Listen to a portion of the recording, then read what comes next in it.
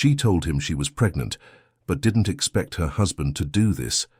Jessica Parker held the pregnancy test with trembling hands while tears of happiness streamed down her face. At 35, after 3 teenage children, she never imagined she would experience the excitement of expecting a baby again. When she showed the result to Michael, her husband of 18 years, she expected to see the same sparkle in his eyes that she had seen the other times. But what she found was a gaze as cold as ice. "This can't be," he murmured, taking the test from her hands. "Jessica, we already talked about this. Our family is already complete." "But honey, it's a gift." She tried to approach, but he took a step back. "A gift?" His voice came out louder than usual. "Jessica, I'm 40 years old. Our children are already teenagers. I don't want to start over with diapers and sleepless nights." Jessica's heart shattered right then and there, in the kitchen of the house where they had built a whole life together. The smell of the coffee she had prepared to break the news still hung in the air, but now it seemed bitter as gall. "How can you say that?" she whispered, her hand instinctively going to her belly. "It's our child." "Ours?" Michael ran his hand through his hair, a gesture she knew well, and that meant he was losing patience. "Jessica, I had a vasectomy 2 years ago. You knew that." The world stopped. His words echoed in her mind like a bomb exploding slowly. A vasectomy? When? How did she not know? "What are you talking about?" Her voice came out hoarse, almost inaudible. "I didn't want to upset you at the time. You were taking care of your sick mother, remember? I took advantage of a business trip and took care of the situation once and for all." Jessica felt her legs tremble. She leaned on the kitchen counter, trying to process what she was hearing. 2 years. He had made a decision about their future, about his body, about the possibility of more children, without even talking to her. "So you're saying that—" She couldn't finish the sentence. "I'm saying that this baby isn't mine." Michael crossed his arms, and for the first time in 18 years of marriage, Jessica didn't recognize the man in front of her. The slap came before she even thought. The mark of her 5 fingers turned red on his face, but the pain in her heart was 1,000 times greater. "How dare you accuse me of cheating?" The tears now were not of happiness, but of a deep pain she had never felt before. "I've been your wife for 18 years, and I've been your husband for 18 years too, and I know that a vasectomy doesn't fail."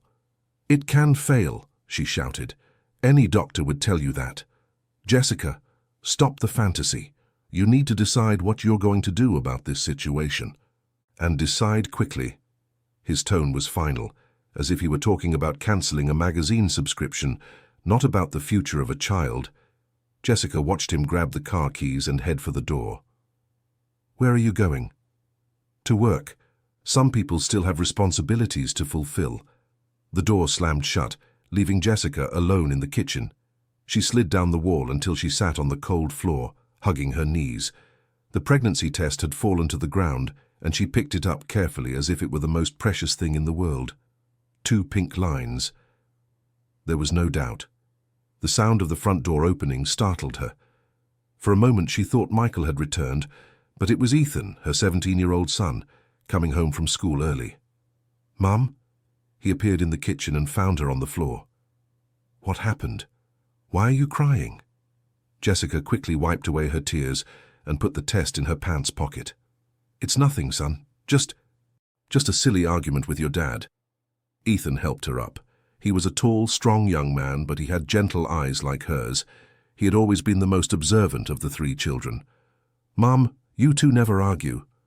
And when they argue, it's not like this. What's really going on?" Before she could answer, Emma Rose, 16, came through the kitchen door like a hurricane, throwing her backpack on the floor. "Why did Dad leave the house looking so upset?" "He almost ran me over in the garage." She stopped when she saw her mother. "Mom, your eyes are red." "It's nothing, honey." Nathan, the youngest at 15, appeared right behind his sister, always stuck to her like a lost puppy. "Did something happen? The house feels strange." Jessica looked at her 3 children there in the kitchen and felt her chest tighten. How was she going to tell them that the family they had always known might be about to fall apart? "Sit here with me." She pulled the chairs around the table. "We need to talk." The three exchanged worried glances and sat down. Jessica took a deep breath, trying to find the right words. "You know your father and I love each other very much, right?" "Of course," Emma Rose replied immediately. "You're the closest couple I know. Sometimes it's even embarrassing," Nathan laughed nervously. "That's right," Jessica tried to smile but couldn't. "But sometimes, even when people love each other, they disagree on important things." "What kind of things?" Ethan asked, always straight to the point. Jessica took the test from her pocket and placed it on the table. The three fell silent for a moment, processing what they were seeing. "You're pregnant?" Emma Rose was the first to speak, her voice a pitch higher than normal. "I am." "And Dad wasn't happy?" Nathan asked, confused. "No, he thinks we're already a complete family." "But—" Ethan picked up the test and looked at it as if it were something alien. "This is amazing. We're going to have a little brother." The children's reaction was the exact opposite of Michael's. Emma Rose stood up and hugged her mother. Nathan started smiling as if he had won the lottery, and Ethan, always the protector, positioned himself as if to defend the family from any threat. "Dad will change his mind," Emma Rose said with conviction. "When he gets used to the idea, he'll be happy too." "I don't know, honey. He said some things." "What kind of things?" Ethan tensed. Jessica hesitated. How could she tell the children that their father had accused her of cheating? How to explain the vasectomy she didn't even know existed? "He thinks maybe it's not his." The silence that followed was deafening. Nathan was the first to speak. "What do you mean?" "Your father had surgery 2 years ago to not have more children. A vasectomy. And he thinks because of that. He thinks you cheated on him," Ethan finished, his voice dangerously low. "That's absurd," Emma Rose exploded. "Mom, you barely leave the house without us. When would you have time for another relationship?"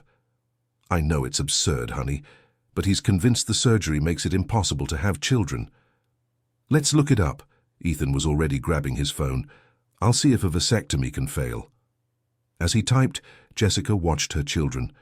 They were on her side, without hesitation. Their loyalty moved her, and at the same time worried her. A divided family was the last thing she wanted. "Look here, Mom." Ethan showed the phone screen. "It says a vasectomy can fail. It's rare, but it happens. The rate is low, but it's not zero." "Show this to Dad," Emma Rose suggested. "I already tried to explain. He doesn't want to listen." The sound of the key in the lock interrupted them. Michael was coming back, probably having forgotten something. The children exchanged glances, and Jessica saw a determination in their eyes that scared her. "Leave it to us, Mom," Ethan whispered. "No, don't get involved." But it was too late. Michael entered the kitchen and stopped when he saw the whole family gathered around the table, with the pregnancy test right in the center. "You told them?" he asked, his voice full of disapproval. "Dad, we need to talk." Ethan stood up, and Jessica noticed he was almost the same height as Michael now. "There's nothing to talk about. Your mother should explain herself." "Mom doesn't have to explain anything." Emma Rose also stood up. "You do." "Emma Rose, don't talk to your father like that." Jessica tried to intervene. "No, Mom, Dad is being unfair." Nathan, who had always been the quietest, now spoke with surprising firmness. "We looked it up. Vasectomy can fail." Michael looked at his youngest son with an expression Jessica had never seen before. It was as if he were seeing a stranger. "Oh, so you already know everything. Great. Now you know that your mother—" "Watch what you're about to say." Ethan took a step forward. "Mom is the most honest person I know. If she says you're the father, you're the father." "Ethan, don't meddle in adult matters." Dear listener, if you're enjoying the story, please take a moment to like and especially subscribe to the channel. It really helps us who are just starting out. Now continuing. Adult matters. Ethan laughed humorlessly. "Dad, I'm 17 years old. I'm not a child anymore, and I can recognize when someone is being unfair. Unfair. I work like crazy to support this family. I pay for private school for you three, health insurance, French class, all the best. And now, you want me to accept paying for a child that isn't even mine?" The words came out like daggers. Jessica felt as if she were being punched in the stomach with each word. Emma Rose started to cry, Nathan turned pale, and Ethan clenched his fists. "You're talking about our family as if it were a business," Emma Rose managed to say through her tears. "As if we were just a bill to pay. That's not what I meant." "That's exactly what you said," Nathan retorted. Michael looked around the kitchen, at the family he had built, and for the first time seemed to realize what his words had caused. But instead of backing down, he hardened even more. "You're too young to understand. When you're my age, you'll see that life isn't a fairy tale."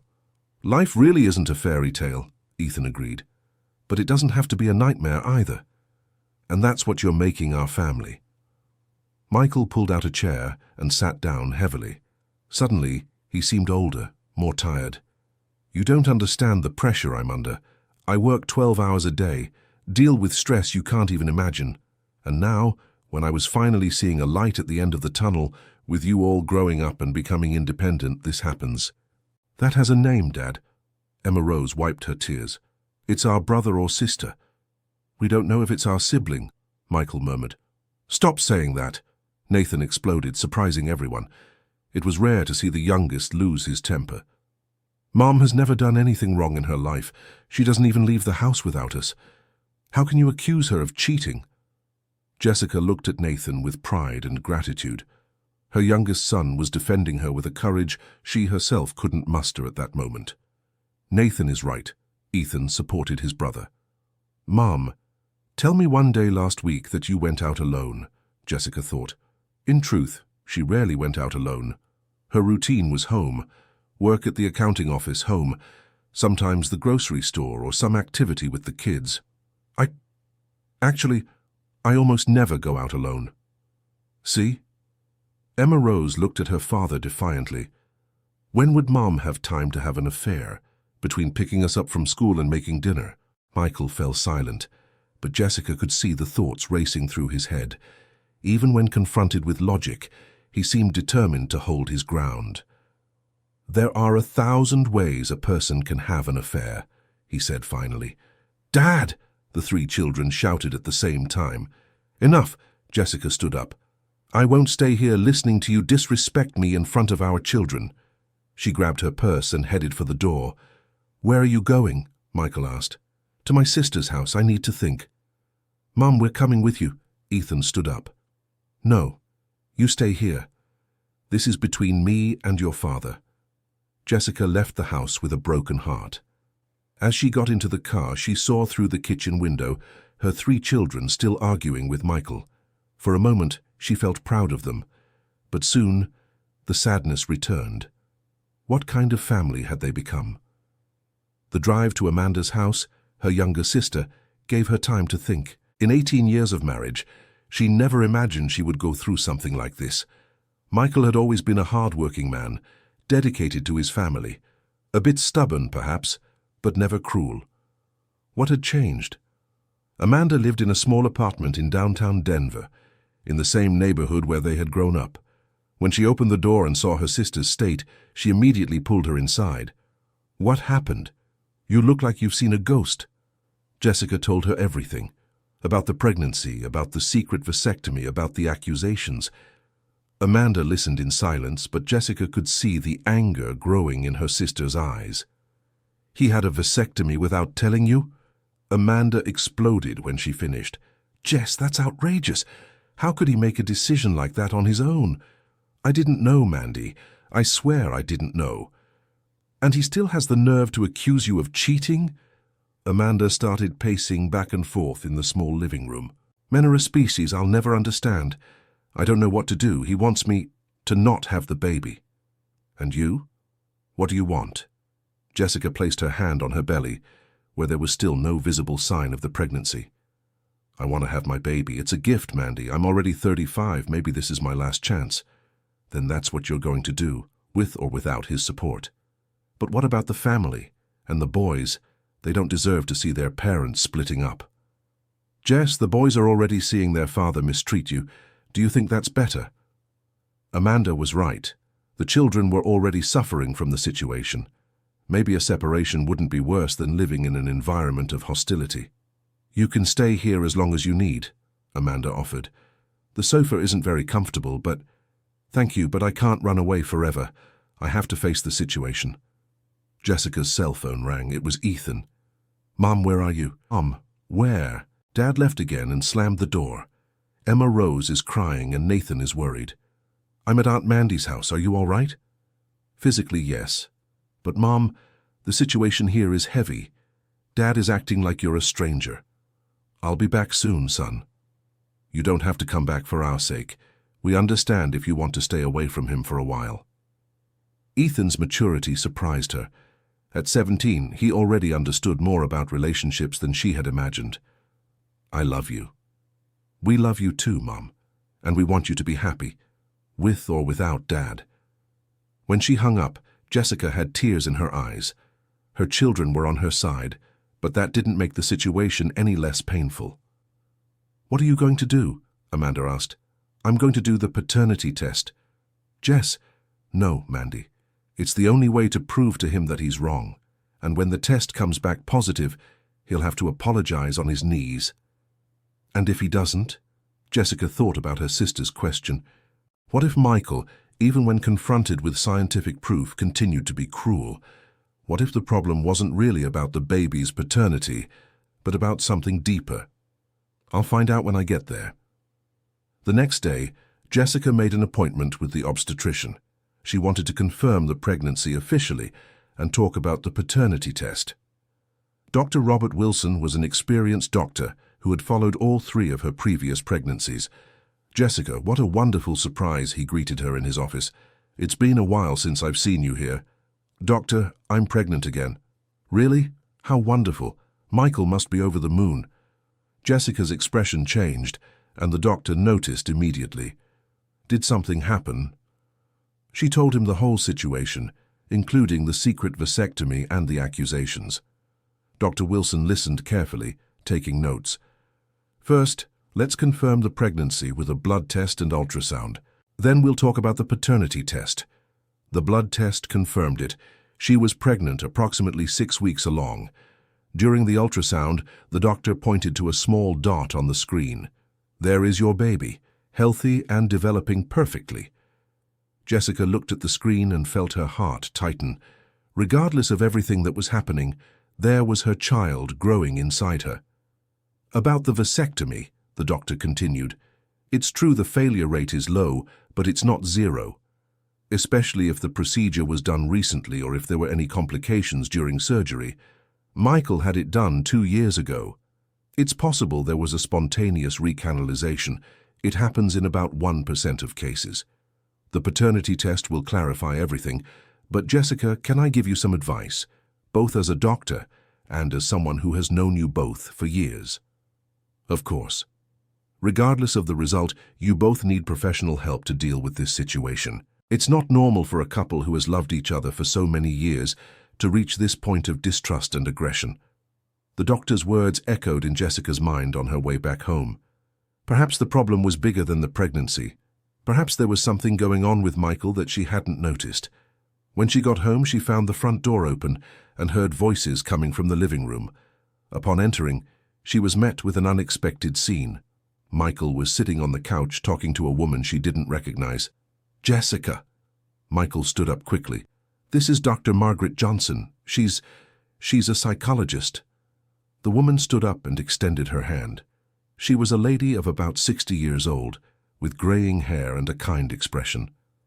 "It's a pleasure to meet you, Jessica. Your husband reached out to me because he's going through a difficult time." Jessica looked from Michael to the psychologist, trying to understand what was happening. "You sought professional help?" After our fight yesterday, I talked to my brother. He recommended Dr. Margaret to me." Jessica sat in the armchair across from the sofa, still processing the information. Michael had sought therapy. That was unexpected. "May I ask what you were talking about?" "Jessica," the psychologist addressed her, "with your permission, I would like to have a few sessions with you as a couple. Michael told me about the situation, and I believe I can help." "What exactly did he tell you?" "About the pregnancy, about the conflicts that have arisen. He is very confused and frightened." Jessica looked at Michael, who was avoiding her gaze. There was something in his posture that she couldn't decipher.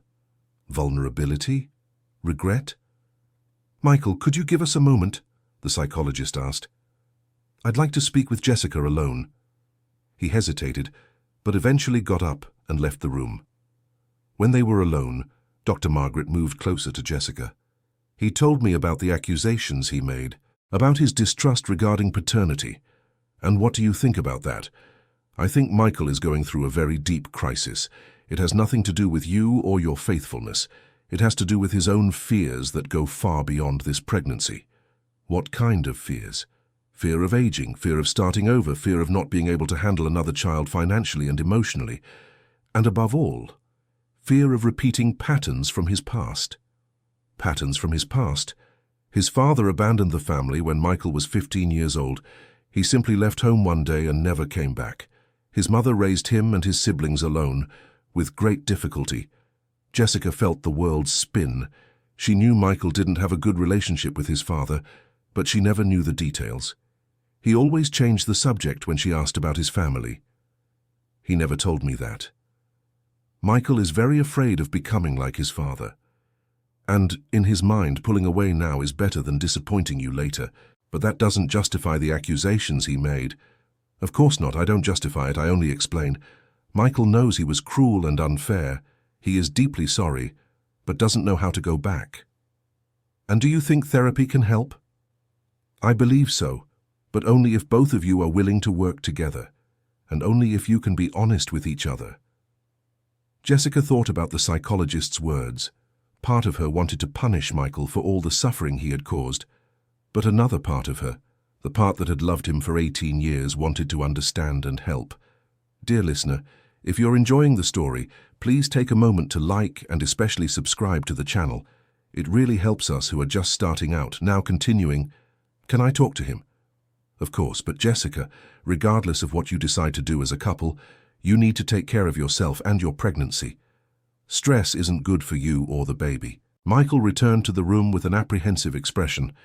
The psychologist said goodbye, scheduling a session for the following week in case they decided to continue. When they were alone, silence took over the room. Jessica looked at the man with whom she had built an entire life and tried to see the 15-year-old boy who had been abandoned by his father. "Is it true? About your father?" Michael sat beside her on the couch, keeping a respectful distance. "Yes.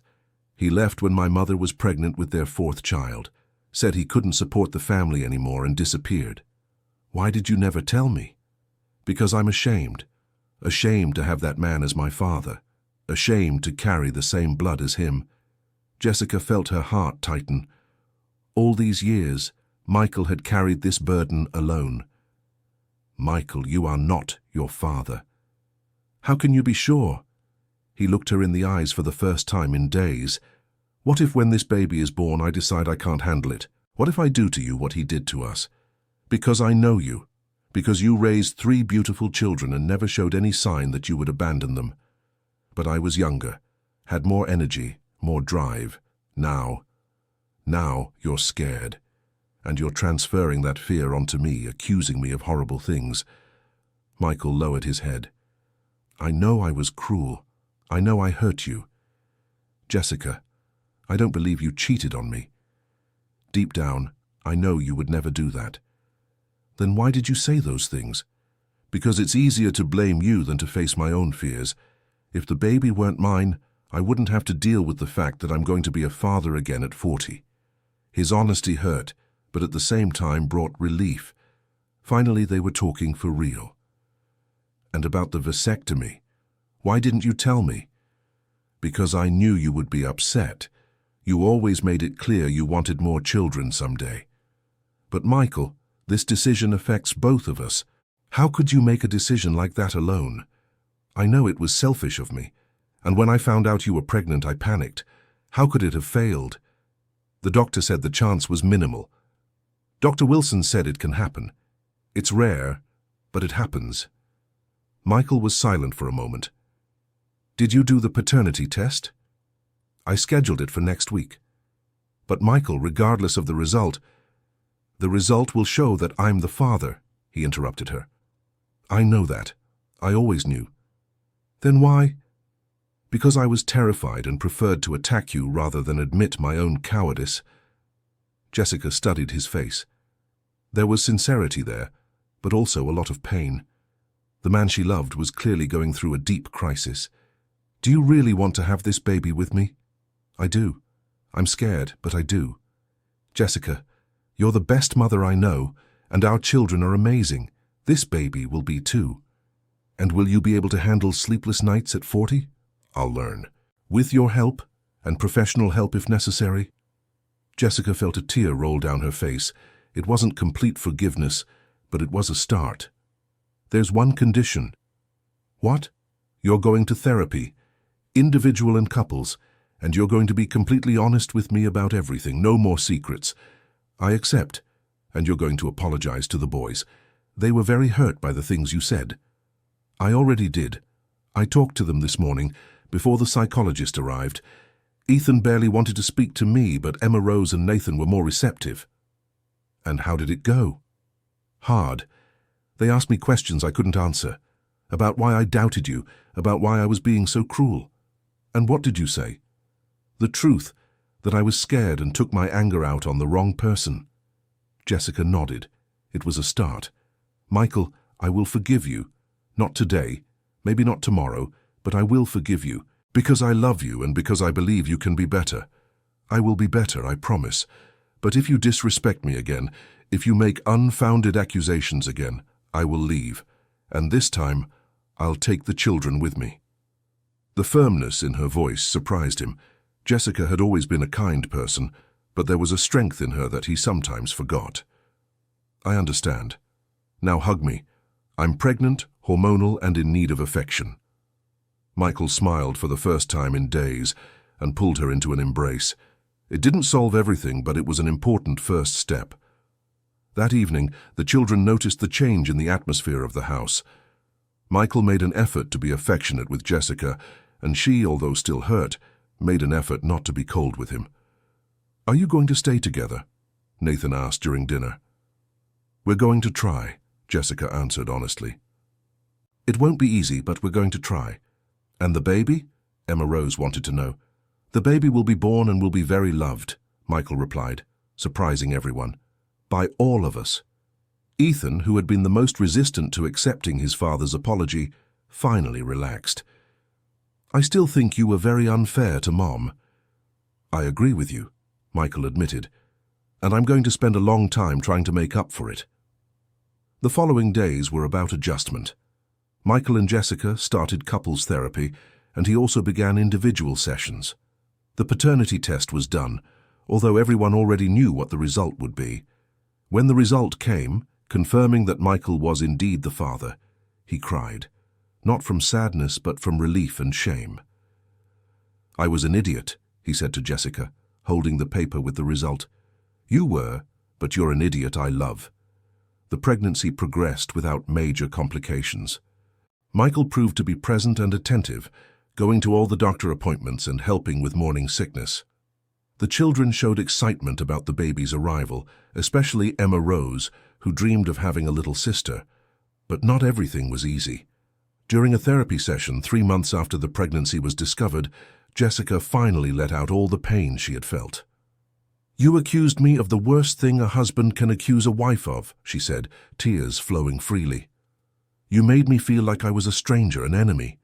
I know, and I hate myself for it. There are days when I wake up and still feel angry. Angry at you, angry at the situation, angry at myself for forgiving. That's normal, Dr. Margaret intervened. Jessica, you've suffered significant emotional trauma. Forgiveness doesn't mean forgetting, and it's important that you process these feelings. But I want to move past this, for the sake of our family, for the sake of the baby, and you will move past it. Michael took her hand. In your own time, in your own way. The turning point came during the 20-week ultrasound. When the doctor announced it was a girl, emotion overwhelmed everyone. Michael cried seeing his daughter on the screen, apologizing to the baby who hadn't even been born yet. Daddy wasn't nice to Mommy, he whispered to Jessica's belly, but he will make it up. He will love you both forever. Emma Rose was thrilled with the news that she would have a sister. Ethan and Nathan also showed their happiness, and the family began planning for the arrival of the new member. "What will we name her?" Emma Rose asked. "How about Lily?" Jessica suggested. "It means wisdom." "Lily Parker." Michael tested the name. "Perfect." The last months of the pregnancy were about rebuilding. Michael dedicated himself to being the best husband and father he could be. He went to therapy religiously, talked openly about his fears and insecurities, and prepared emotionally for Lily's arrival. Jessica, in turn, worked to process the trauma and rebuild trust in the marriage. Some days were harder than others, but gradually, she managed to truly forgive. Dear listener, if you're enjoying the story, please take a moment to leave a like and especially subscribe to the channel. It really helps us who are just starting out. Now continuing. The early morning of December 15th began with a strong contraction that woke Jessica. Michael jumped out of bed, grabbed the bag that had been ready for weeks, and called the children. "It's today. Lily is coming." The drive to the hospital was a mix of nerves and joy. The children wanted to come along, and Michael drove with extra care, speaking words of encouragement to Jessica with every contraction. Labor lasted 6 hours. Michael never left Jessica's side for a single minute, holding her hand, wiping her sweat, and whispering words of love and encouragement. When Lily was finally born at 11:32 in the morning, her cry echoed through the delivery room like a symphony. Michael cut the umbilical cord with hands trembling with emotion. "She's perfect," he whispered, receiving his daughter into his arms. "Jessica, she is absolutely perfect." Lily had dark eyes like her father and a head of brown hair like her mother. When Michael placed her on Jessica's chest, the baby immediately stopped crying and opened her little eyes, as if recognizing her mother's voice. "Hi, my princess," Jessica whispered. "Mommy and Daddy love you so much." The children were called in to meet their sister, and the emotion was overwhelming. Emma Rose cried with happiness. Ethan smiled in a way Jessica hadn't seen in months, and Nathan was fascinated by how tiny his sister was. "Can I hold her?" Emma Rose asked. "Of course, sweetheart. Just support her head well." Seeing her oldest daughter holding the youngest brought an indescribable emotion to Jessica. Her family was complete again. That night, when everyone had gone home and Lily was sleeping in the bassinet next to the hospital bed, Michael sat in the chair near Jessica. "Thank you," he said softly. "For what?" "For not giving up on us, for giving me a second chance, for bringing Lily into the world. Thank you for seeking help, for admitting your mistakes, for becoming the man I always knew you could be. I love you, Jessica Parker. I love you. I love our children. I love our family. I love you too, Michael Parker." Lily stirred in her bassinet, making those adorable little noises that babies make. Michael got up and carefully picked her up. "Hi, my daughter," he whispered. "Daddy's here, and he'll be here forever." Jessica watched her husband with their daughter and felt her heart swell with gratitude. It hadn't been an easy road, but it was worth it. Her family had weathered the storm and come out stronger on the other side. 3 months later, during a therapy session, Dr. Margaret asked how they felt about everything that had happened. "It was the worst and best thing that ever happened to us," Jessica replied. "Worst because it almost destroyed our family. Best because it forced us to face problems that had been hidden for years. And you, Michael?" "I learned that fear can make us act in terrible ways, but I also learned that it's never too late to change, to be better." "And Lily? How did she change the family dynamic?" "She brought us together in a way I didn't expect," Michael smiled. "The boys adore her. Emma Rose wants to change diapers all the time, Ethan sings her to sleep, and Nathan keeps making up games." "And you as a couple?" "We're stronger." Jessica took Michael's hand. "We're past the honeymoon phase, but we have something more solid now. Real trust, built through hard work." Dr. Margaret smiled. "You're proof that it's possible to overcome deep crises when there's love and willingness to change." Leaving therapy that day, Michael stopped the car at a park near the office. "Why are we stopping?" "I want to show you something." They got out of the car and walked to a bench under a flowering tree. Michael took a small box from his pocket. "Michael, what is this?" It's a promise ring, not to get married again, but to symbolize our new beginning. Jessica opened the box and found a simple, beautiful ring with a small blue stone. It's aquamarine, he explained. The stone for March, the month Lily was born. To remember that sometimes the hardest moments can bring the most beautiful blessings. Jessica let him place the ring on her finger next to her wedding band. I, Michael Parker, promise to be honest with you forever. I promise to share my fears instead of taking them out on you. I promise to be the husband and father you all deserve. And I, Jessica Parker, promise to keep fighting for our family. I promise to forgive when needed and be strong when you need me. They kissed there in the park, sealing a promise that meant more than any marriage contract. 6 months later, on a Sunday afternoon, the Parker house was full of life. Lily was crawling around the living room, closely followed by Nathan, who had appointed himself his sister's official guardian. Emma Rose was doing her nails at the kitchen table while talking on the phone with friends about the college she planned to attend. Ethan was studying for the SAT, but would occasionally stop to play with Lily. Jessica was in the kitchen preparing lunch when she felt familiar arms wrap around her from behind. "What are you thinking about?" Michael asked, kissing her neck. "About how our family has changed. How we've changed. For the better. Definitely for the better." Lily started crying in the living room, and Michael went to get her, returning with their daughter in his arms. "Someone's hungry," he said, handing the baby to Jessica. While nursing Lily, Jessica looked around the kitchen. The family photos hanging on the refrigerator, the drawings Nathan had made for his sister stuck on the wall, Ethan's study schedule taped to the cabinet, Emma Rose's nail polishes scattered across the counter. It was messy, it was loud, it was chaotic. It was perfect. "Michael?" "Yes?" "Thank you for not giving up, for fighting for us. Thank you for giving me the chance to fight." Lily finished nursing, and Michael took her to burp her. The baby smiled at him, that toothless smile that melted everyone in the family. "You know she's going to grow up and one day bring a boyfriend home?" Jessica teased. "No!" He pretended to be horrified. "I won't be able to handle this." "Yes, you will. Just like you learned to handle everything else, one day at a time with love and patience." Emma Rose entered the kitchen looking for sugar to make a dessert.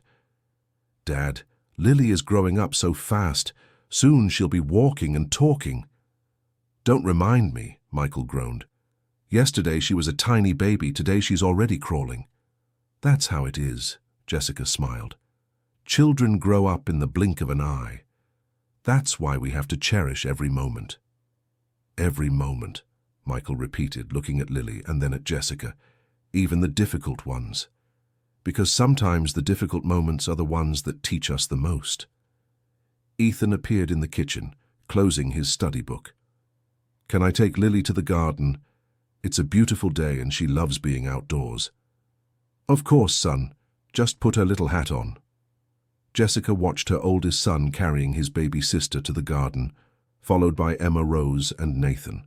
The house suddenly grew quiet. "Remember when they were this small?" she asked Michael. "I remember, and I remember thinking I'd never be able to handle 3 teenagers at once. And now we have a baby again. And I'm not scared anymore," he admitted. "I'm excited to see what kind of person Lily will become. She'll be amazing, just like her siblings. Just like her mother." Jessica smiled and moved closer to Michael. "You know what I've learned from this whole situation?" "What?" "That love isn't just a feeling, it's a decision. Every day we choose to love, choose to fight, choose to forgive. And I choose to love you every day. Forever." "Forever," she agreed. From the garden came the children's laughter. Lily had managed to grab a flower and was trying to eat it, to Ethan's dismay and Emma Rose and Nathan's amusement.